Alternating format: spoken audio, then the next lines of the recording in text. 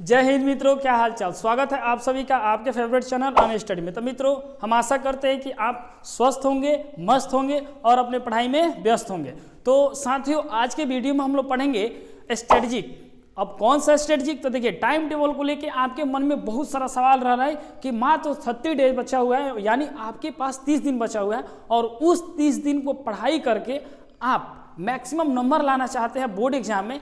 12th का board exam है और 10th का भी बोर्ड एग्जाम है, तो उसमें आप मार्क्स ज़्यादा लाते हैं या लाने का प्रयास करते हैं, तो उसके लिए आपके पास क्या रणनीति होनी चाहिए? क्योंकि आपके पास अगर सही देखा जाए, सही मायने में, तो मात्र आपके पास 30 दिन यानी 30 डेज आपके पास बचे हुए हैं। मात्र इस 30 दिन को नज़र में रखते हुए एक ऐसा हम लोग स्ट्रेटजिक यानी ऐसा हम लोग प्लानिंग बनाते हैं टाइम को लेकर, ताकि आपका समय भी बचेगा और बेहतर तैयारी भी हो पाएगा। तो देखिए, आज के इस वीडियो में यही सब हम लोग बात करने वाले हैं स्टडी टाइम को लेकर कि किस सब्जेक्ट पर हम कितना टाइम दें। क्योंकि सब्जेक्ट तो हमारे पास 5 सब्जेक्ट हैं, वो आप एमपी बोर्ड से हैं या यूपी बोर्ड से हैं या झारखंड बोर्ड से हैं या बिहार बोर्ड से हैं।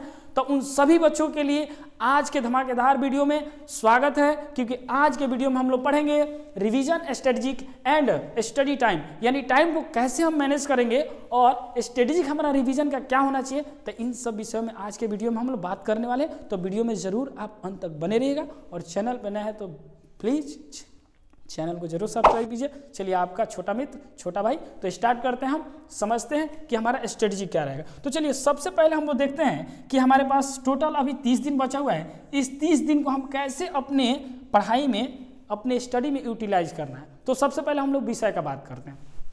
तो देखिए, विषय का हम बात करें तो हमारे पास 5 सब्जेक्ट हैं, यानी 5।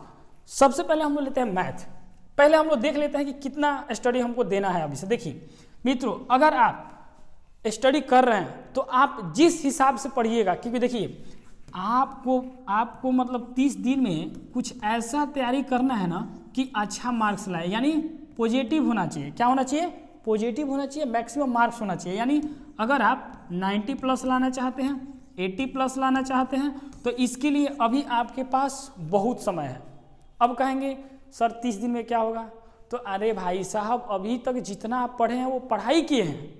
अभी जो आप पढ़ेंगे ना, ये आपका बेस्ट समय में एक है। इसमें आप रणनीति के साथ स्ट्रेटजी के साथ पढ़ाई कीजिएगा तो आप बेहतर परफॉर्मेंस कर पाइएगा। तो चलिए, आज के हम लोग वीडियो में पढ़ते हैं और 30 दिन को ऐसे यूटिलाइज करते हैं कि हमारा समय भी बचे और बेहतर हम लोग कर भी पाएँ। तो चलिए, सबसे पहले हम लोग देख लेते हैं कि 30 दिन में हम लोग के पास अभी कितना समय बचा हुआ है और इस समय को ध्यान में रखते हुए हम लोग आगे बढ़ेंगे। तो देखिए, सबसे पहले हम लोग डिवाइड करते हैं, यानी 30 दिन में आप कितना देर पढ़ सकते हैं, पर डे कितना देर पढ़ सकते हैं। तो हमारे तरफ से, अब आपके तरफ से कुछ भी हो सकता है, बट मेरे तरफ से आपका जो समय होगा वो होगा 6 घंटा, यानी मिनिमम आप 6 घंटा जरूर पढ़िएगा। अब कहिएगा सर 6 घंटा से क्या होगा, बहुत ज़्यादा हो जा रहा है। नहीं, 6 घंटा पढ़ना पड़ेगा आपको अब, क्योंकि टाइम बहुत कम है, आपके पास टाइम ज़्यादा नहीं है, इसलिए 6 घंटा तो आपको पढ़ना ही पड़ेगा। चलिए, तो हम लोग 6 घंटा को नज़र में रखते हुए एक रोड मैप बनाते हैं, एक स्ट्रेटजिक बनाते हैं सब्जेक्ट वाइज, ताकि आप बेहतर कर पाइएगा। एक तरह समझिए रूटीन है आपका।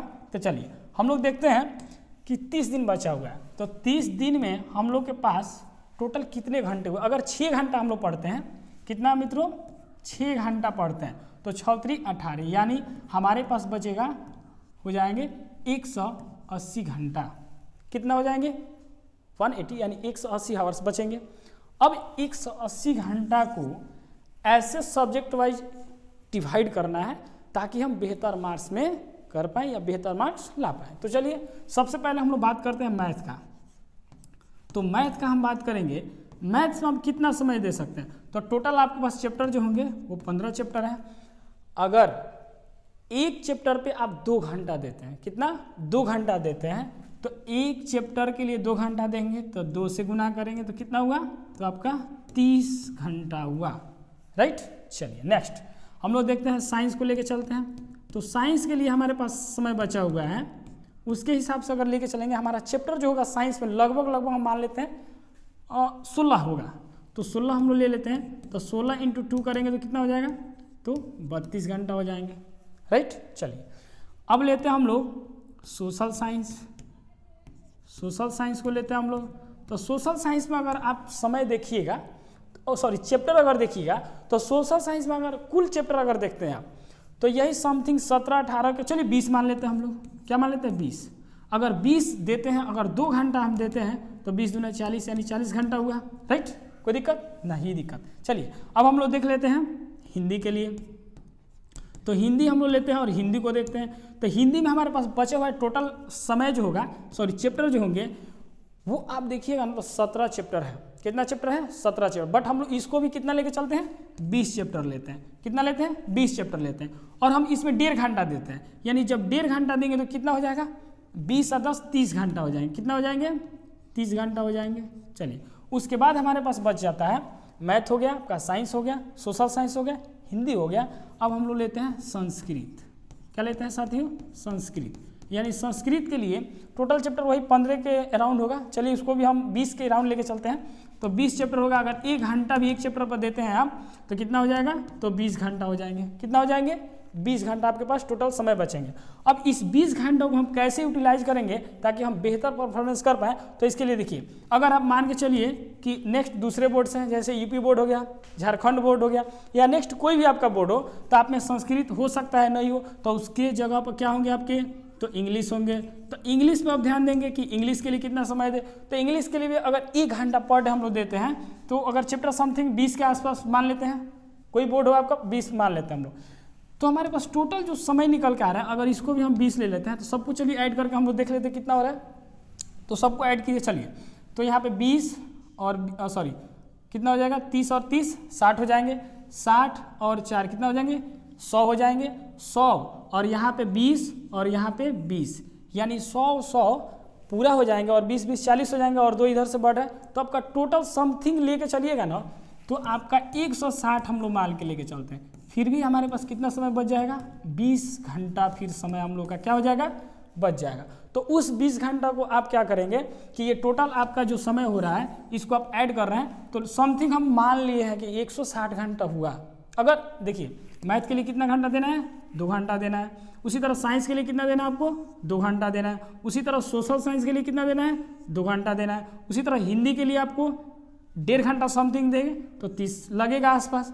तो ये सब अगर आप इस तरीक़ा से अभी से अगर आप पढ़ाई करते हैं, मात्र कितना? लास्ट 30 डेज अगर इतना आप पढ़ाई करते हैं तो आपका रिजल्ट कोई नहीं रोक सकता है। आप ज़रूर बेहतर कर पाइएगा। तो देखिए अगर इस तरीक़ा से आप रोड मैप से अगर आप पढ़ाई करते हैं तो आपका मार्क्स मतलब 60+ 80+ तो एकदम बिल्कुल आएंगे। फर्स्ट डिवीज़न कोई नहीं रोक सकता। अगर अभी से आप कुछ नहीं पढ़े हैं ना, कुछ नहीं पढ़े हैं, तो ऑब्जेक्टिव अगर आप फोकस करते हैं, ऑब्जेक्टिव को आप करते हैं और सब्जेक्टिव में छोटा छोटा क्वेश्चन को उठाइए। लॉन्ग क्वेश्चन करने की जरूरत नहीं, शॉर्ट क्वेश्चन को उठाइए। मात्र एक चैप्टर पे 2-2 घंटा आप अभी से अगर समय देते हैं ना, तो आप बहुत बेहतर कर सकते हैं। इसलिए आप इस तरह अगर पढ़ाई करते हैं तो आपके पास टोटल अभी से अगर 6 घंटा आप पर डे पढ़ाई करते हैं, तो 6 घंटा अगर पढ़िएगा तो 30 दिन अभी से आपके अगर लगा देते हैं खुद के संवारने के लिए, खुद को बनाने के लिए, खुद को बेहतर करने के लिए। क्योंकि देखिए अभी आप जितना पढ़ाई किए, जो भी समय आपने बर्बाद कर दिया, इंस्टा फेसबुक जो भी आपने समय बर्बाद किया, उसको आपको बिल्कुल भूल जाना है। बस 1 महीना की बात, मात्र 30 डेज यानी 30 दिन आप अपने लिए निकालिए और अपने को बेहतर करने के लिए, आगे जीवन में कुछ करना है, बेहतर करना है, तो उस 30 दिन को आप कोशिश कीजिए कि अच्छा से हम उसको अपने आप को संवारने के लिए, बनाने के लिए दें।